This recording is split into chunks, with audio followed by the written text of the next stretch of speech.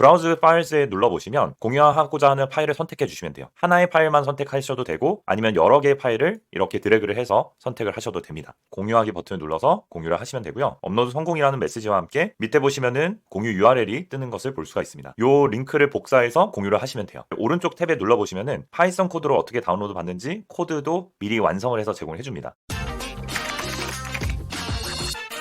안녕하세요. 이번 영상에서는 파일 공유하는 서비스에 대해서 간단히 소개해드리고자 합니다. 사실 이 서비스는 제가 사용을 하려고 만든 서비스예요. 업무를 하다 보면 파일을 공유할 일이 굉장히 많습니다. 파일 공유하는 서비스들은 많이 나와 있죠. 클라우드 서비스를 활용해서 파일 공유를 하는 경우도 있고요. 파일을 직접적으로 공유해주는 어플리케이션이나 서비스도 많이 있습니다. 그런데 제가 이걸 만든 이유는 좀 더 간단하게 어플리케이션 설치 없이 공유를 하면 좋지 않을까 해서 만들었고요. 유용하게 써먹으실 수 있는 분도 있을 거라고 생각이 들어서 이렇게 공유를 드려보도록 하겠습니다. 비틀리 URL을 만들어 놨어요. 여기에 오시면 되고요. 이 URL의 끝에 6글자인데 전부 다 대문자입니다. 파일 쉐어링에 SH 붙여주시면은 이 사이트로 오시게 되고요. 사용 방법은 굉장히 간단합니다. 먼저 설정인데요. 설정 쪽에 만료 기한을 설정을 해주셔야 돼요. 최대 60분까지 제한을 걸어놨습니다. 공유를 하시면은 기본값으로는 10분 뒤에 만료가 잡혀 있는데 이걸 늘리거나 줄일 수 있습니다. 그리고 비밀번호는 선택사항인데요. 비밀번호를 선택을 하시면 이 파일 공유를 받는 사람이 비밀번호를 입력을 해야 파일을 공유를 받으실 수 있고요. 비밀번호가 필요 없으시면 그냥 공란으로 두시면 되겠습니다. 다음으로는 파일 선택 부분인데 파일 선택에 이제 여러분들이 공유하고자 하는 파일을 업로드를 해주시면 돼요. 지금 현재 파일 공유할 수 있는 타입은 별도로 제한을 걸어두진 않은 상태입니다. 브라우즈 파일스에 눌러보시면 공유하고자 하는 파일을 선택해 주시면 돼요. 하나의 파일만 선택하셔도 되고 아니면 여러 개의 파일을 이렇게 드래그를 해서 선택을 하셔도 됩니다. 먼저 하나의 단일 파일만 선택을 해볼게요. CSV 파일을 선택을 해서 열기 버튼을 누르면은 이렇게 업로드가 됩니다. 업로드가 완료됐으면 공유하기 버튼을 눌러서 공유를 하시면 되고요. 업로드 성공이라는 메시지와 함께 밑에 보시면은 공유 URL이 뜨는 것을 볼 수가 있습니다. 제가 만료 기한을 10분으로 설정했기 때문에 이제 이 URL은 10분 뒤면은 공유가 만료가 되게 됩니다. 자, 이제 남은 거는 이 링크를 복사해서 공유를 하시면 돼요. 자, 이거를 복사를 한 다음에 여기다가 이렇게 붙여넣게 되면은 바로 이렇게 파일을 다운로드 받게 됩니다. 저장 버튼만 눌러주시면 다운로드가 받아지게 돼요. 아주 심플하죠? 파이썬 코딩을 많이 하다 보니까 데이터 파일 같은 경우에는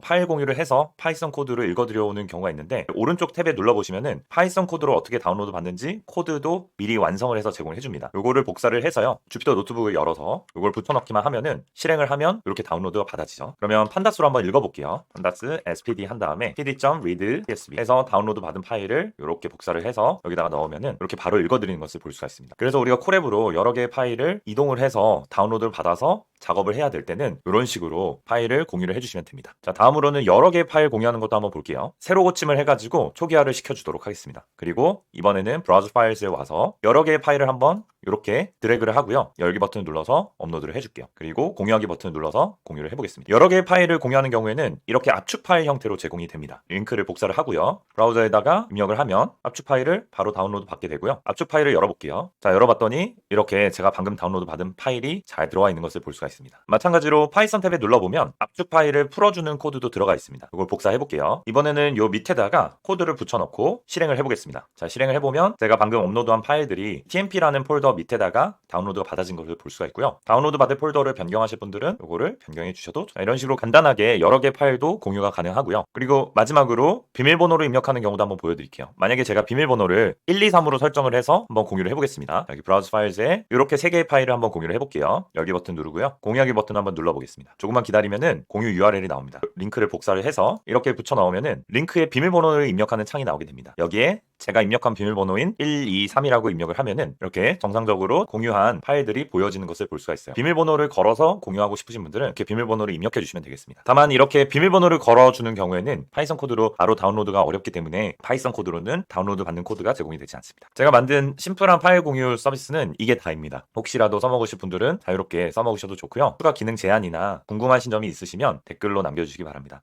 그리고 정말 중요하게 말씀드릴 부분이 하나가 있는데요. 이 파일 공유 서비스는 데모 사이트이다 보니까 보안에 대한 처리를 아직까지 완벽하게 구현하지 않았습니다. 그렇기 때문에 이 서비스를 이용하실 분들은 보안이 중요하지 않은 파일만 공유를 부탁드리고요. 보안이 정말 중요한 파일은 안전한 파일 공유 서비스를 활용해 보시기 바랍니다. 오늘 영상은 여기까지고요. 시청해 주셔서 감사합니다.